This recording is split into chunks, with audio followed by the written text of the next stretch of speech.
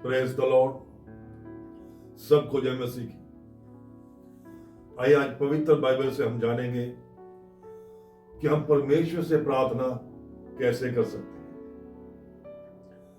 आइए पहले हम परमेश्वर के वचन की ओर जाने से, परमेश्वर की इच्छा को जानने से पहले आइए हम छोटी सी प्रार्थना करेंगे। हम अपने आंखों को बंद करेंगे और प्रार्थना करेंगे। हालेलुया। स्वर्गीय पिता परमेश्वर, दयालु परमेश्वर, तेरा शुक्र, तेरा धन्यवाद करते हैं मेरे प्रभु जी। आज हम जब तेरे चरणों में आए हैं, जितने भी इस वीडियो को देख रहे हैं या सुन रहे हैं, आपका वचन सबके हृदय में सटीकता से उतरे और उनके मनों को खोले, हृदय को खोले, उनके भीतरी कानों को खोले और भीतरी आंखों को खोले, ताकि तेरा वचन सुनकर वो अपने जीवन में तेरी आशीष पा सके। हम तेरे वचनों को समझने के लिए अपने आप को नम्र और दीन कर कर तेरे चरणों में हैं मेरे प्रभु जी। हम विश्वास करते हैं कि आप हम सबको आशीषित करेंगे, कि हम तेरे गहरे भेदों को जान सकें और तुझ पर विश्वास कर कर तेरी इच्छा पर हम चल सकें। ये दुआ मांगते हैं तेरे बेटे उद्धारकर्ता प्रभु यीशु के पवित्र नाम से। सुनो कबूल कर हमारे पिता। आमीन, आमीन और आमीन।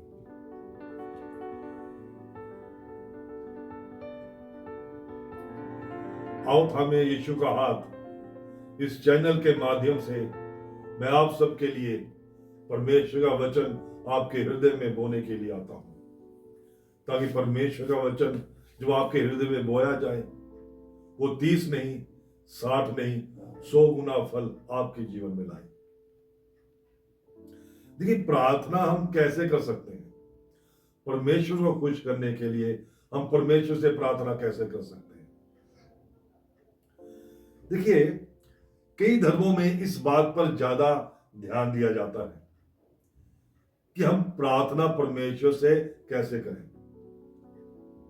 हम परमेश्वर से प्रार्थना घुटने टेककर, सर को झुकाकर प्रार्थना करें, या फिर खड़े होकर प्रार्थना करें, या फिर उस आसमान की तरफ देखकर, जहां स्वर्ग है उसकी ओर देखकर प्रार्थना करें, या कोई ऐसा विशेष शब्द बोलकर हम प्रभु से प्रार्थना करें। लेकिन हमें प्रार्थना कैसे करनी चाहिए, बात हम जानेंगे वचन के जरिए। इस बात को गहराई से हम जानेंगे। लेकिन बाइबल हमें बहुत ही जरूरी बातों को आहत करती है, बताती है। देखिए, जब हम पहला यूहन्ना पढ़ते हैं, पहला यूहन्ना अध्याय 5 और वचन 14, उसमें क्या लिखा है? आइए परमेश्वर के वचन से हम जानते हैं। देखिए, यहां पर 14 वचन में हम जब पढ़ते हैं, पहला यूहन्ना अध्याय 5 वचन 14, और हमें उसके सामने जो हिजाब होता है वह यह है कि यदि हम उसकी इच्छा के अनुसार कुछ मांगते हैं तो वह हमारी सुनता है। देखिए, परमेश्वर की सच्चाई जानने वालों, यहां वचन में हमने पढ़ा, वचन ये कहता है, पहला यूहन्ना अध्याय 15 वचन अध्याय 5 वचन 14, हमें परमेश्वर पर भरोसा है कि हम उसकी मर्जी के मुताबिक चाहे जो भी धर्मी मांगे वह उस धर्मी की प्रार्थना को सुन ले। देखिए, परमेश्वर की मर्जी के मुताबिक प्रार्थना करने के लिए हमें पहले जानना होगा कि परमेश्वर की मर्जी क्या है। हाँ, परमेश्वर की मर्जी क्या है? उसकी मर्जी जानने के लिए हमें क्या करना है? इस बाइबल का अध्ययन करना है, बाइबल से इन वचनों को जानना है कि वचन क्या कहता है। इसके लिए कोई जरूरी नहीं है कि हमें पूरी बाइबल की हमें अच्छी तरह से नॉलेज होनी चाहिए। परमेश्वर यही नहीं कहता, परमेश्वर यही कहता है कि तुम दिल से मेरे पास आओ। जब तुम वचनों को पढ़ोगे, उस वचन को समझने की कोशिश करोगे, तो मेरा पवित्र आत्मा तुम्हारे पास आएगा, जो तुम्हारी मदद करेगा मुझे समझने के लिए। ये जरूरी नहीं है कि हमें बाइबल का ज्ञान होना आवश्यक है। ज्ञान हम तब पाते हैं जब परमेश्वर हमें आशीषित करता है। आइए हम मत्ती की किताब निकालें, मत्ती अध्याय 7 और उसका वचन हम पढ़ें 21 से लेकर 23 तक।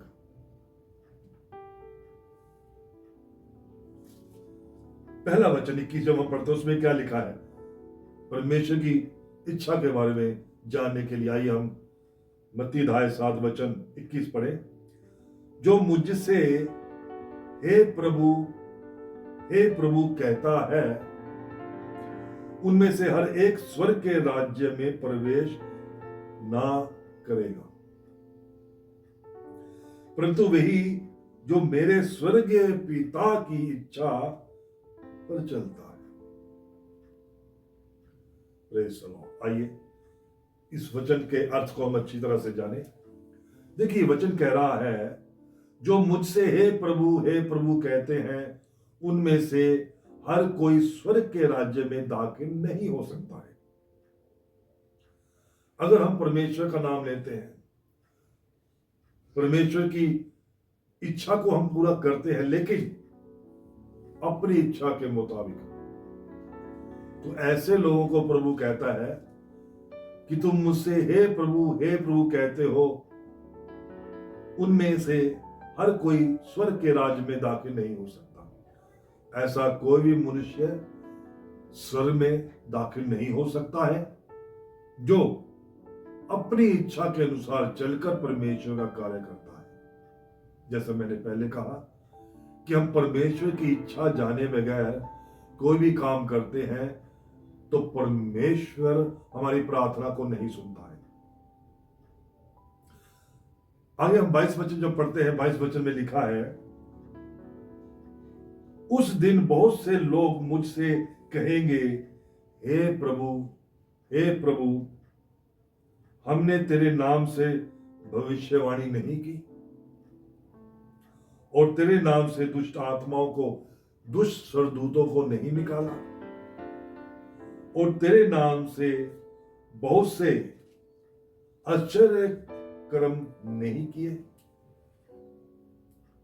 देखिए परमेश्वर की सच्चाई जानने वालों, वचन 22 क्या कहता है, इसे भी आप ध्यान से सुने। उस दिन बहुत से लोग मुझसे कहेंगे, जब उनका अंतिम दिन आएगा, जब न्याय किया जाएगा, उस वक्त जिन्हों को नरक के लिए चुना जाएगा, फिर वो क्या कहेंगे? 22 वचन कहता है, क्या कहता है? उस दिन बहुत से लोग मुझसे कहेंगे, हे प्रभु क्या हमने तेरे नाम से भविष्यवाणी नहीं की? हाँ, वो कहेंगे कि हमने तेरे नाम से भविष्यवाणी नहीं की, और तेरे नाम से लोगों में से दुष्ट सरदूतों को नहीं निकाला, हाँ, और तेरे नाम से बहुत से शक्तिशाली काम हमने क्या नहीं किए हैं तेरे नाम से। यहां पर हम देखते हैं कि हम परमेश्वर का कार्य तो कर रहे हैं, लेकिन अपने फायदे के लिए। हम एक रुतबा चाहते हैं, हम एक पोजीशन चाहते हैं, हाँ, कि लोग हमें जाने, मुझे जाने, हाँ, परमेश्वर को नहीं। हम परमेश्वर काम करते हैं ताकि लोग परमेश्वर को जाने। हम परमेश्वर काम इसलिए नहीं करते हैं कि लोग हमें जाने, हाँ, और हमें आदर दे। देखिए, परमेश्वर की सच्चाई जानने वालों, जो आदर है हर इंसान के लिए, मैं ये बात कहूंगा कि जो आदर है वो परमेश्वर का हक है, हमारा नहीं है। अगर वो आदर जो परमेश्वर का है वो अगर हम लेंगे तो हम नरक के वासी कहलाएंगे, नरक के। लेकिन अगर हम परमेश्वर काम कर कर वो आदर हम ना लेकर के हम कहें परमेश्वर को आदर दो, अगर परमेश्वर को आदर जाता है तो हम स्वर्ग के राज्य के कहलाने के लायक बन जाएंगे, हम स्वर्ग निवासी हो जाएंगे। हमारा जब न्याय होगा तो जीवन की पुस्तक पे हमारा नाम लिखा होगा। आखिरी 23 वचन पढ़ते, उसमें क्या लिखा है?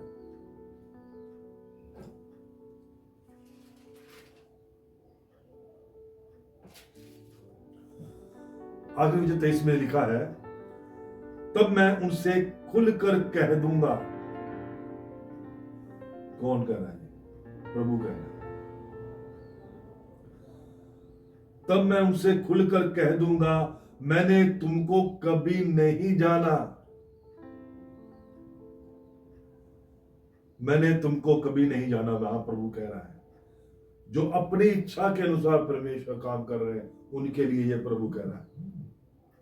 प्रभु कह रहा है कि तब मैंने उनसे खुलकर कह दिया, खुलकर कह दिया, साफ कह दिया, क्लियर, मैंने तुमको कभी नहीं जाना, हे कुकर्म करने वालों, मेरे पास से चले जाओ। यहां प्रभु कह रहा है, थोड़ा और विस्तार में आपको बताता हूं। तब मैं उनसे साफ साफ कह दूंगा, मैं तुम्हें नहीं जानता। प्रभु कह रहा है, अरे दुष्टों, दूर हो जाओ मेरे सामने से।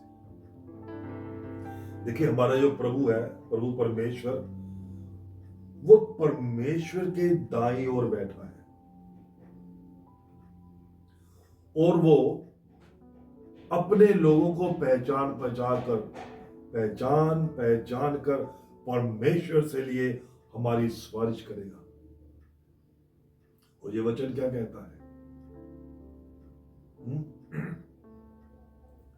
और ये वचन क्या कहता है? हमारा जो प्रभु है परमेश्वर के दाईं ओर बैठा है, वो हमारी सिफारिश करने के लिए बैठा है, आपके लिए बैठा है, आपके लिए बैठा है, आपके लिए बैठा है, सिफारिश करने के लिए कि स्वर्ग के राज्य में हम आए। अगर हम अपनी मर्जी से परमेश्वर की इच्छा को पूरा कर रहे हैं, जब परमेश्वर के लिए काम कर रहे हैं अपनी इच्छा के अनुसार, अपने फायदे के अनुसार, तो यहां पर वो क्या सिफारिश करेगा हमारी?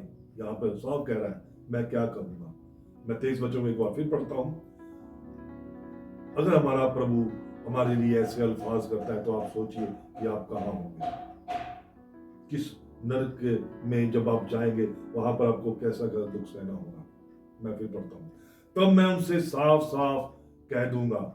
यहां परमेश्वर के दाईं ओर हमारा प्रभु बैठा है और वो क्या कह रहा है? सिफारिश करेगा या नहीं करेगा? नहीं करेगा तो प्रभु क्या कह रहा है? तब मैं उनसे साफ साफ कह दूंगा जब उनको नरक के लिए भेजा जाएगा, मैं तुम्हें नहीं जानता। वो कहेंगे, नहीं प्रभु, हमने तो तुम्हारे लिए भविष्यवाणी की है, हाँ प्रभु, हमने तो आश्चर्य कर्म काम किए हैं, हाँ, जैसा कि 22 वचन में लिखा है, हमने तो बहुत ऐसे ऐसे बड़े काम किए हैं, प्रभु तू हमें क्यों नहीं पहचान रहा? हाँ, तू हमारी सिफारिश क्यों नहीं कर रहा स्वर्ग के राज्य में आने के लिए? हाँ, लेकिन हमने हर काम किया परमेश्वर का सहारा लेकर अपनी इच्छा को पूरा करने के लिए। आज कितने चर्च में लोग क्या करते हैं? लोगों से पैसा हेट रहे हैं, इसलिए उनकी मजबूरियों को देखकर कि यह देखता हूं कि दशमांश देना जरूरी है, नहीं दोगे तो बीमार पड़ जाओगे, ऐसा पास्टर कहते हैं। अरे भाई, परमेश्वर ये नहीं कहता, परमेश्वर कहता खुशी और आनंद से देने वाले को वो आशीष करता है। अगर हम किसी को मजबूर करते हैं तो मजबूर करना परमेश्वर की आज्ञा नहीं है।